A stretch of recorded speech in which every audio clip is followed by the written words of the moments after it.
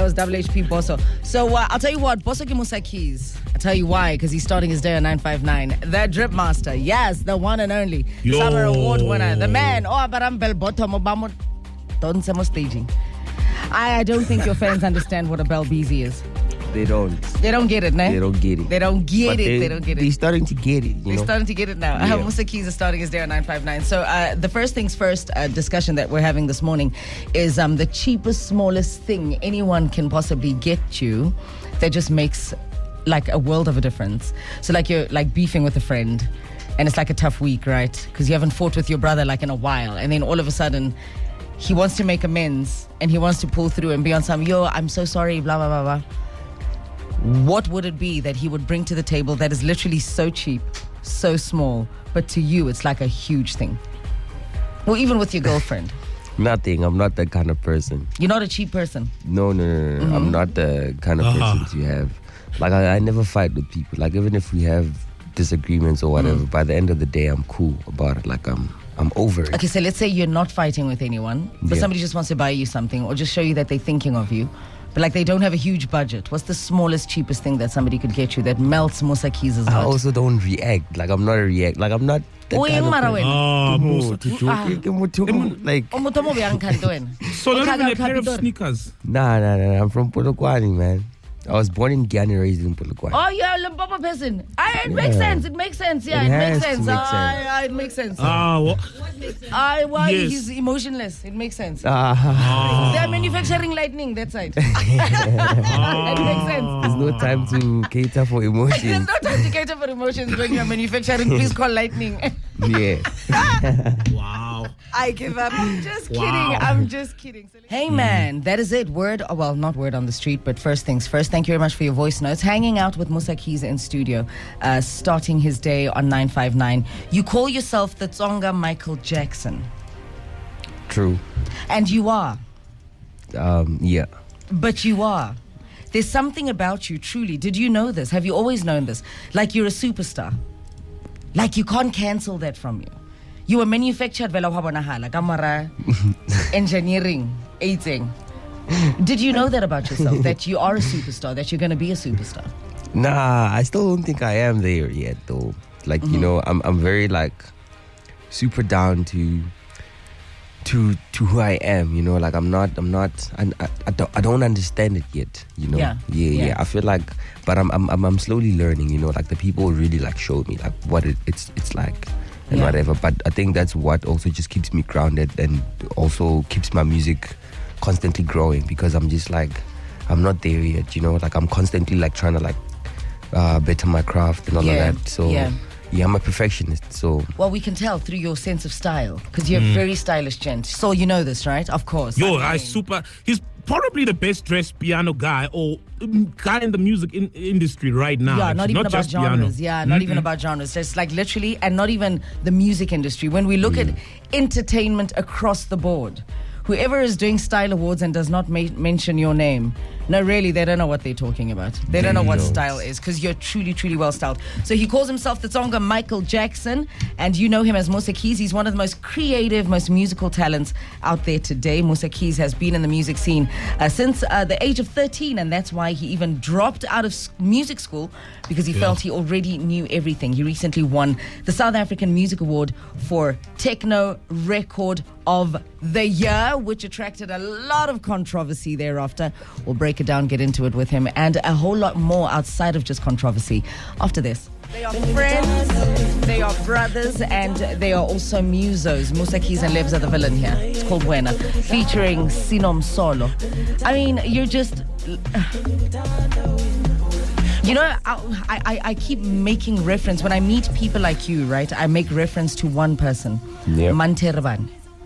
So your processes through life may be complicated. You may have your light and shade, ups and downs, blah, blah, blah. But when it comes to your career, when the actual product is put on the shelf, can't flaw it. You can't. It's perfect. That's what I always like tell myself. I never like want to give people the opportunity to say bad stuff, you know. And they will. They will, but like they barely do. Yeah. Because like that's just like how I am, man. Like I feel like everything needs to go out being perfect, you know. like you must just listen to a song and be like, damn, I want to be that song. Like I want to feel whatever that song, like whatever it brings. Yeah. So you started music at a very early age, in church even. Was this inspired by parents, or were you just in a church choir band, like organically, naturally, parents not involved? Growing up, my mom used to be on the road a lot, so I used to stay with my uncle, and he drank a lot, so like I used to stay alone basically. So then I went to my neighbor's place, then they took me to the church that I actually later went to. So from then I then became a disciple in the church. You know, my best friend and I became disciples, helped out in church and all of that. Like altar boys. Yeah, altar boys and all of that. That's cool. Running around in church, youth vibes. Yeah. And then later on changed, and then that's when a friend of mine called me. He's like, "Yo, pull up to the band sessions, man, like to band rehearsals." And that's when I actually like realized that for the music to sound like that, they had to sit down and like different instruments had to come together and sound like that. So, yeah. So from Tonga, from church usher to Tonga Michael Jackson. True. Tell me something, bro. Like, so how do you then fall in love with piano? You know, what is it about piano, and how did you, first interact with it? Because there's not even a lot of guys within piano. Maybe they are from Limpopo, but they don't even proudly say. So how does Musa Keys from Limpopo fall in love with this genre? I mean, like growing up back in high school, piano was not popular yet. You know, it used to be like underground music. It was the kind of music like you would die to have. You know, you would buy the music like from like underground DJs, underground producers, and all of that. Giovanni, I think I knew Giovanni through that period of time. You know, that's when he used to drop like mixtapes like heavily. So the person who had the newest mixtape would be like the best. You know, like. You just had to have the new mixtape. So that's just how I fell in love with it. Yeah. And then obviously, since I used to play keys, I used to post covers on like YouTube and all of that. And then a friend of mine hit me up. Well, he was not my friend until like he saw the videos, and then he hit me up. He's like, "Yo, dog, pull up. Let's do something." And then he pulled up to my spot. And then we just did some stuff, and then he sent me projects. That's when I actually like sat down and then started understanding the sound itself. Yeah. And then I just like invested more time into it, and yeah. And it all grew from there. So I generally like to look at people and just like try and understand them. Yeah. Right? You'll never understand. I don't necessarily seek to, but because I think you can never truly understand a person, but just to understand their creative DNA. Yeah. Right? So I look at artists like Pharrell, Tyler the Creator. Yeah. I see you. Very creative, very, very fashion forward. Actually, you extremely fashion forward. Dabble with multiple instrumentations, always with something different or a twist in the music. Is that what sets you apart? Do you do that deliberately? Do you draw any similarity or inspiration from artists like that? I mean, you do title yourself as you associate yourself to the brand Michael Jackson. Yeah. Who was also pretty much like this. Yeah. I think like everybody has their own touch and feel, man. You can't. I don't think somebody can ever be someone else, you know, because you are meant to be how you are. That's that's why you say the things that you say, the way you say them. That's the way you make music, the way you make it. So I think it's just some speciality, man, like from God. Like it's a God-given thing. You can't ever like take it away, you know. It's just like people who come to me and say weird stuff like about my music. I'm just like, but there's nobody else that's gonna do that. What sort of weird stuff? Nah, there's just so many weird stuff that happens. I'm just not about controversy. But like, it's I just think it's just something that I am, you know. It's something I can't shy away. Like as much as I can try to do, I've tried. Like growing up, I've tried making sounds that Kabza did. You know, Kabza and Maphorisa were like a big inspiration to me, you know, growing up, because I'm like, damn, these guys have managed to actually change the game. Like, knowing the fact that piano was not what it is right now, you know. Of course. Yeah, so for me it was just like, oh damn, I should be looking up to these people. I used to like try to like mimic their sounds, try to do their sound, but then I could never find myself, you know. There was always discomfort in myself, in my music. So every time I used to play, I could not even play my music out loud to people because I felt insecure about them. Like, damn, I'm making music that's that those guys are making, you know. And how are people going to see it as different? Yeah, exactly. People are going to probably think I'm copying or whatever. So, and then I just came to a decision that, actually, let me just put it out there. Let me just be me. Let me not try to like follow nobody. I actually detached from like music for some time. I remember before starting that, it was around COVID times. I think 2 years ago, right? And then like I went back home, and then I was like, you know what? Let me not listen to what's on the street. Let me not focus on what's happening in the piano scenery. Let me just focus on me just bettering my sound, you know. Back then I was firmly believing too much that I would be more of a producer, you know. Oh, is it? You never saw yourself on the forefront? Yeah, like I was more... With your taste in fashion? You were just going to be a guy who's fashionable, sitting behind the desk making beats, and then doing what with the fashion?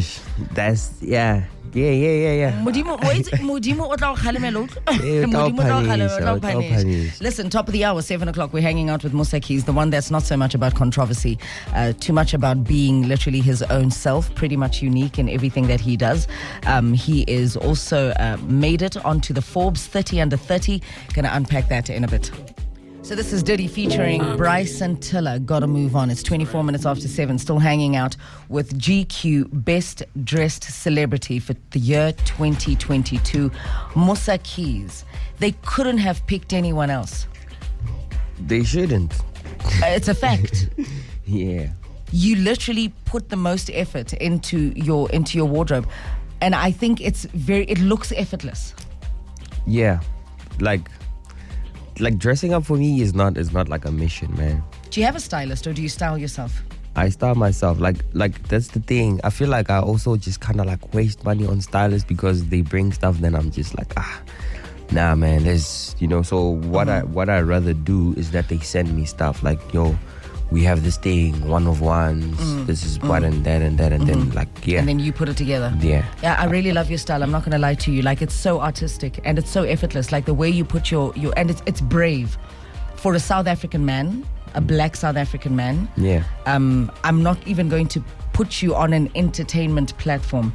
Just gender and race. Yeah. And where you were born.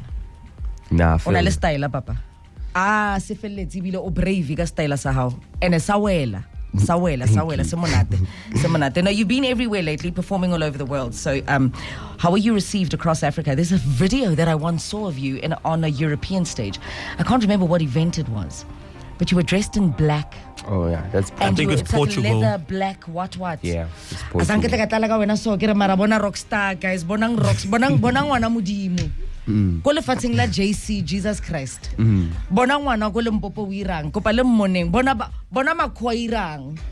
O gafisa batho, o itse ngwana o itse wa tsoga fela, o itse ano ira music, bona lefatsheng la tlhanya. How are you received? Do you get that? Does it sink in? Because we see it, but do you see it? To a certain extent, as I said earlier on, man, like I'm not too attached to Musa Keys like that, you know, like on a personal level, you know. My superstar button is always off if I'm not on stage. You knock off. Yeah, like I can be human, you know. Love that. I'd love to be human. But people don't like really necessarily like allow you to be fully human and all of that.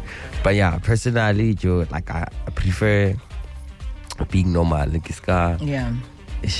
Yeah, because that was definitely Portugal. That event that I was making reference to, they lapped you up, bruh. Like they lapped you up completely. The reception is dope.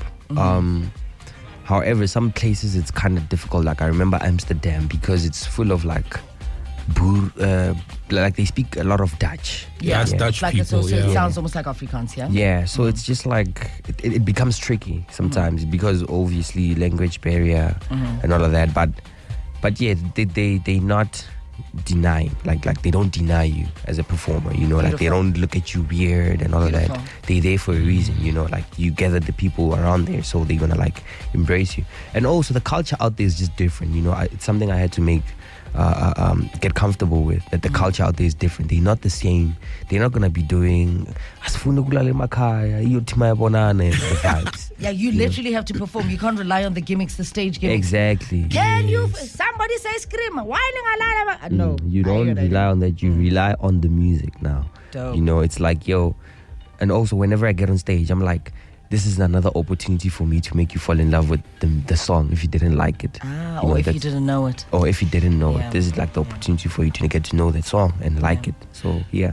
But the reception is dope. I won't lie. It's dope. Bro, tell me more. Like, how do you feel about social media and the role it plays in music today? I mean, I remember 7 times Formula One world champion Lewis Hamilton. He posted a reel using your song, Selema. Do you feel like social media is helping artists, or it's a challenge sometimes because you need to make music that is almost, taggable on social media, and it can be a challenge and stuff? Yeah, I think it goes both ways, hey? Like, it goes, there's a good side to it, there's a bad side. The bad side for me is that it kills songs, right? Like, for instance, TikTok songs, bro. Like, there's a lot of TikTok songs that aren't as dope when you play them. The full song. Yeah, when you play the full song, it's not as dope because people have like popularized it before it even drops, and just a specific part and all of that. That's true. Yeah. Then the good side is that, hey man, like, that means now there's less you can do physically. You can literally do everything in your hands. Everything in the world is in your hands. True. Did Lewis Hamilton almost like co-signing your song? Did you see a difference after he posted that video? Did it change anything on your social media or music-wise bookings? I don't know. You can never tell. You can never. You might find that it's not fans-wise, but you find that it's more like. Yeah, you find that maybe it then associates me with brands, specific brand, because I wouldn't say in terms of supporters, fans, I don't think there's been much change. Yeah. So tell me, you can't quantify it. Yeah. You can't. We're gonna have to let you go. We've hit our 7:30 mark of Start Your Day on 959. You've been recognized on Forbes 30 under 30. Yeah. Right. Is there money in the game generally? Are you monetizing quite well? Personally, I am. I would love to think that that's why I made it to Forbes. Like I had goals, like I wanted to have like a house, a car at the age of 21, the vibe. How old are you now? Nah. Yeah, I'm old, but yeah. You're old? Yeah. What do you mean you're old? I'm old enough. Are you anywhere near my age? 38, going on 55? No, so not even 8. Respect everybody. I mean, I'm old enough, man. I'm like a young teenager, young adult, young teenager. Yeah, parent, Joe. I have It's a dog. always the young ones. You have a dog. Yeah. You're parenting. Hey. Parenting, come on. Lenkaza hore bo Oprah Winfrey. Lenkaza hore batho ba dimpia di ba bitsa bana. Bo Woof, bo Rex, bo Bobby, bo Sporty. I love it. I absolutely love it. Listen, you are. Can I tell you what I'm taking away from you that I completely respect? Yep. The most powerful thing you've said this morning. Your superstar switches off. Yeah. Yadima, meaning you knock off from the celebrity hype and you become human to yourself, your people. Yeah. I love that. I love it when a person who's constantly under the limelight knows when to switch it off. Yeah. That's dope. That's super dope. Musa Keys, ladies and gentlemen, he started his day on 959, as did you. Have a great day further. Have a delicious one. Danko.